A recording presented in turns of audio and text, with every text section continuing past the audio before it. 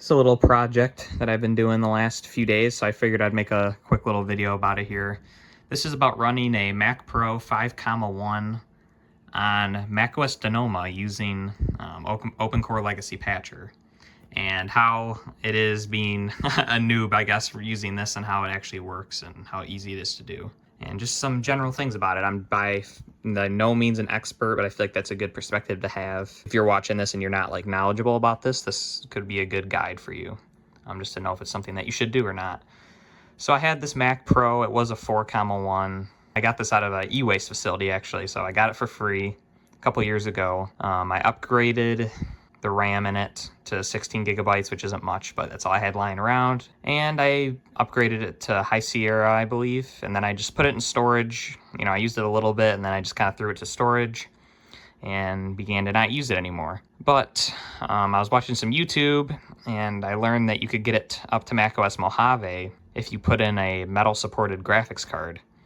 So I went on Facebook Marketplace, and I grabbed myself an RX 570, 4 gigabyte for I think $50. So that was a pretty fair price, I thought, and because I was going to be using it for video editing and just for other things, obviously light video editing. This channel's not very edited too much, but just to make it a little easier to use, basically, because I do have iCloud, so all my stuff could be easily transferred to this. I basically used it for a while, but then a lot of things started to become like unsupported. Then I was doing some more research, and I found this thing called Open Core Legacy Patcher, which basically trick Mac OS into thinking your computer is new enough to install these newer operating systems. So as you can see, I'm on Sonoma 14.3, which is the newest version of Mac OS at the time of recording this. So it's pretty cool. I was considering buying a Mac Mini M2, but I'm like, oh, let me do some research. Maybe something I have laying around would be able to do kind of similar things, because I don't need a lot of power. I literally just want basic iMovie and like other Mac applications as well that I can use. It's nice to have a Mac around, especially when you're working on like iPods and stuff. It can be helpful, and just various other things as well. So I thought about this Mac Pro because this was like the newest Apple thing that I actually kept. Like I had a 2015 MacBook Pro, but I ended up selling that off. But anyway, this is like the best thing that I have right now. So here's our specs. We have 2 Xeon CPUs at 2.6 gigahertz. I did a Cinebench run. Let's open that up real quick. I believe it'll still show the score, and it was pretty good in all things considered. So 16 gigs of RAM, which is pretty funny because the Mac Mini I was looking at the base model, only comes with 8 gigs of RAM. So I got 4,752 on Cinebench. So that's, I mean, pretty respectable. It's not a powerhouse by any means, but for what I'm trying to do, that's even more power than I probably need. And with the upgraded graphics, definitely knew I was going to be okay.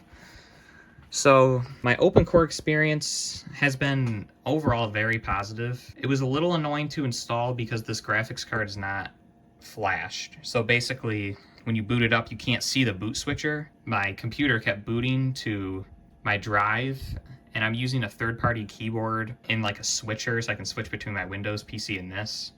So it wasn't letting me move in the boot switcher, and I couldn't see anything in the boot switcher since this is not an officially flashed card. So it was kind of difficult in that aspect, but I was able to plug in an old Apple keyboard I had laying around, and I was able to get it installed just by watching a YouTube video and kind of like guessing where things were. And eventually I was able to get it. And the install took pretty long, I'm not gonna lie. Oh yeah, I forgot to mention, I did upgrade. When I first got this machine, I put an SSD in it, as well as I replaced the thermal paste on both chips. So if you were wondering, yes, new thermal paste, Arctic MX4, an SSD was just some like cheap, nothing special kind of SSD, but it works well. So that was kind of the upgrades I did initially to this. I would definitely recommend an SSD. I tried a test run with a mechanical drive and it was terrible. So definitely upgrade to an SSD. That's the #1 upgrade you need to do on one of these machines, especially if you're upgrading to a newer Mac OS. And yeah, it really runs good. Like, as you can see here, the animations are very snappy. I've had a couple times where the computer would just freeze up. Like sometimes if you're watching YouTube in full screen and adjusting the volume, like it doesn't like that. There'll be like random times it'll just like freeze up and you have to do a hard shutdown. But you're saving a lot of money here getting a setup like this. So, I mean, I think you should expect some trade-offs, and obviously it's not officially supported. But yeah, I installed it with OpenCore, and then I installed the patches afterwards, and it really feels pretty official. Like, even, it's amazing, like, to even have like the picture of the Mac Pro here. Like, it's just so funny to see. And we got I have a keyboard and mouse here that I just can easily, I got a button right here. I can switch between my Windows computer and this computer. That was a great thing. I just bought that somewhat recently as well, and that's really made it a lot easier to have both these machines hooked up. And I always had this Mac here, but I didn't use it an insane amount just because of the old software. But now I can download any apps that I want, and they all seem to work, other than I had an issue with Steam, actually, funnily enough. I'm not using this machine for gaming. My Windows PC obviously would be far better for that, but I just wanted to test it out. So I installed Steam, and that went well. But I installed Rocket League, and I could not get it to launch. It would just, you'd click on it, it would say running, and then it would just stop, and then it would just go back to like where you can hit play again. So I don't know what the deal with that was. Maybe I just did something wrong, or I need to install some kind of driver, but I don't really care. I'm not using this machine for gaming. I'm just using it for some apps that Windows does not have, and possibly for video editing. I'm used to editing on Windows now, but I think I'm gonna try to start using iMovie more again. I don't know. It's just a lot more convenient. And I like to be able to message people on here. It is nice having a Mac. I've really never had a modern Mac before, which obviously this is not. This machine is literally almost 15 years old, so it's pretty amazing that it's still usable in today's time. And that was one of the main focuses of this video. Should you try to track one of these down, whether it be a 4,1, flash to a 5,1, or literally just a 5,1 Mac Pro, and you can do this on older models. I believe even the 3,1 you can do this on, and use it as a daily driver. And I think the computer is still 15 years old. There's nothing preventing it from that. But if you set your expectations just to be doing basic things, and even some non-basic things like video editing, or really, there's a lot of things you could do with this machine. Basically, just look at your specs and just don't expect too much. The graphics card, years old at this point. I don't know, maybe 5 or so years old, maybe a little more than that even. But it can still do some things, and you basically just have to have expectations that make sense. Don't expect this to crush like a Mac Studio or like a MacBook Pro, like a brand new one with the M3 chip. Like, obviously not. That's not the point of this machine. The point of this machine is you find it cheap, you get a little project, you fix it up, and you make it pretty cool to use. It does get a little loud while doing certain things. I guess I can run Cinebench here while we're talking. I don't have too much more to say, really. But as you can see, see that opened pretty well. We'll do the multi-core. I didn't run single core, which I'm assuming would be very bad, the single core performance on this machine, just because it's an older Xeon, and they're definitely not known for their single core. Here you can see the exact specs. So we got 16 threads, so you can see it going there. I mean, for how old this machine is, it's amazing how fast that's really going. And you can hear the fan starting to ramp up now. You can actually see the GPU through there. It lights up. I believe it's an MSI. And the machine itself was in pretty good shape. Here's the original card. I get exactly what this even is. Radeon, terrible card. It was like 512 megabytes of VRAM. One other thing that I almost forgot to mention is these cables. You'll have to go on Amazon if you want to upgrade your graphics card. It's the Apple uses, of course, being Apple, they got to use something proprietary. These stupid little connectors here. You got to adapt those depending on your graphics card. If your graphics card only uses one 3-pin or no external power at all, then you're good. Otherwise, you will need, like mine, I believe, use one 4-pin, maybe two, or maybe one 4 and one 3. By 3, I mean, obviously, these are 6-pin connectors.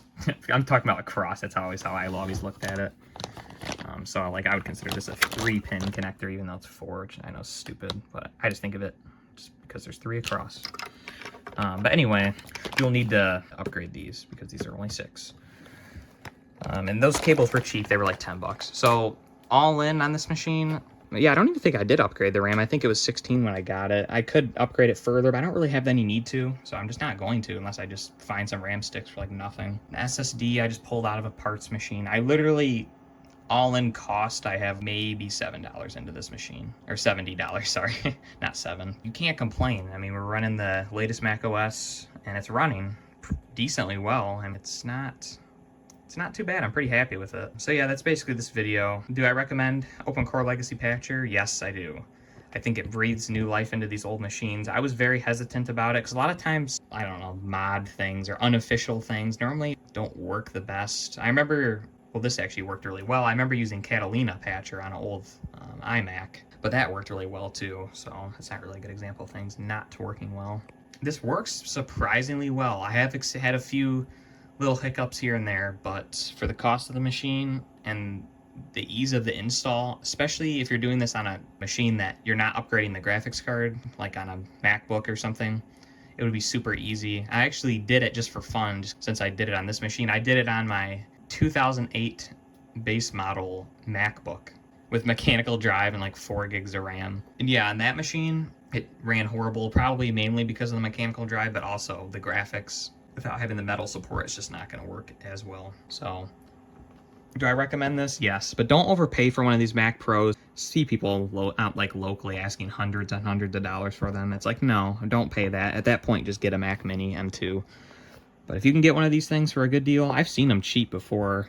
I got a 3,1 Mac Pro for like $20 at a garage sale before. So anyway, if you can find one of these machines and you like messing with this stuff like I do and you got some free time, go for it. Otherwise, just buy something new if you want. But it's a pretty fun project, and I think especially computer tinkerers like me would definitely appreciate doing it. So yeah, if you guys enjoyed, please subscribe. I'll edit this video on this computer just to test it out even more. I've only had this install for like a couple of days now, so I've just been messing with it here and there. Here's a quick little time lapse of the boot up of the computer with OpenCore Legacy Patcher. It took about 58 seconds, so definitely you want to be prepared before you turn this thing on. It definitely takes a while to boot up. Thanks for watching and enjoy your day.